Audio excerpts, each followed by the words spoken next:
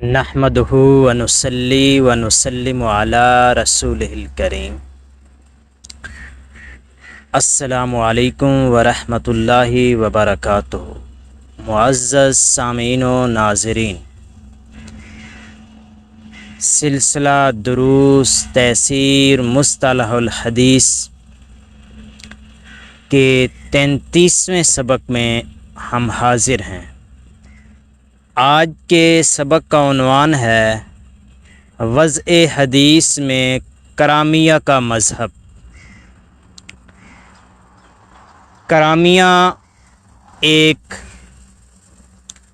گروہ ہے، خاص نظریات کے حامل لوگ ہیں۔ ان کا حدیث کے وضع کرنے میں جمہور سے ہٹ کر ہی موقف ہے۔ جمہور محدثین کے نزدیک احادیث کو وضع کرنا کسی صورت بھی درست نہیں ہے، چاہے اچھی نیت ہو بری نیت ہو۔ حدیث کو وضع کرنا یہ ایک جسارت ہے، اور نبی کریم صلی اللہ تعالی علیہ وسلم نے اس پر وعید فرمائی ہے۔ تو ہم دیکھتے ہیں کرامیہ کا مذہب کیا ہے۔ تو بدعتی فرقوں میں سے کرامیہ نامی فرقہ نے صرف ترغیب و ترہیب سے متعلق احادیث کے وضع کرنے اور گھڑنے کے متعلق جواز کا دعویٰ کیا ہے اور فتویٰ بھی دیا ہے، اور ان کا استدلال ان الفاظ سے ہے جو حدیث کے ایک متن میں سے ہیں۔ وہ حدیث یہ ہے: من کذب علی متعمدا لیضل الناس، کہ جس نے مجھ پر جھوٹ بولا جان بوجھ کر تاکہ لوگوں کو بہکائے۔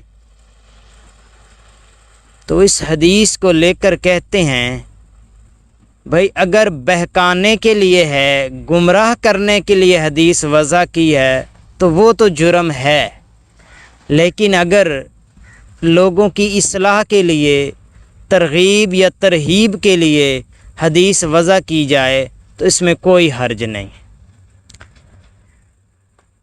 زائد لفظ اس حدیث میں جو محل استدلال ہیں وہ یہ ہیں لیضل الناس۔ حالانکہ سیکا راویوں اور حفاظ حدیث کے ہاں یہ زیادتی صحیح ثابت نہیں ہو سکی، یعنی جن کلمات سے وہ استدلال کرتے ہیں وہ سیکا راویوں اور حفاظ حدیث کے ہاں ثابت نہیں ہیں، صحیح ثابت نہیں ہیں، تو پھر اس سے استدلال کرنا کیسا؟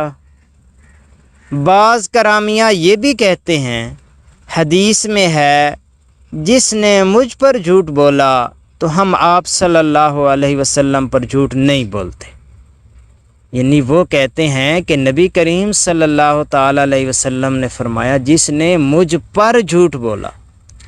تو اگر ہم حدیث وضع کرتے ہیں تو ہم نبی کریم صلی اللہ علیہ وسلم پر جھوٹ نہیں بولتے، آپ کے لیے جھوٹ بولتے ہیں، بلکہ آپ کے لیے جھوٹ بولتے ہیں۔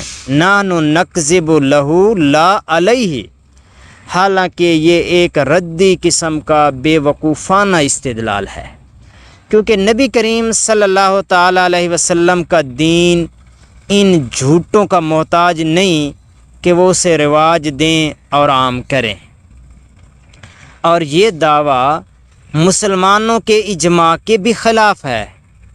حتیٰ کہ شیخ ابو محمد جوینی نے اتنا مبالغہ کیا ہے، وہ کہتے ہیں کہ حدیث وضع کرنے والا کافر ہے۔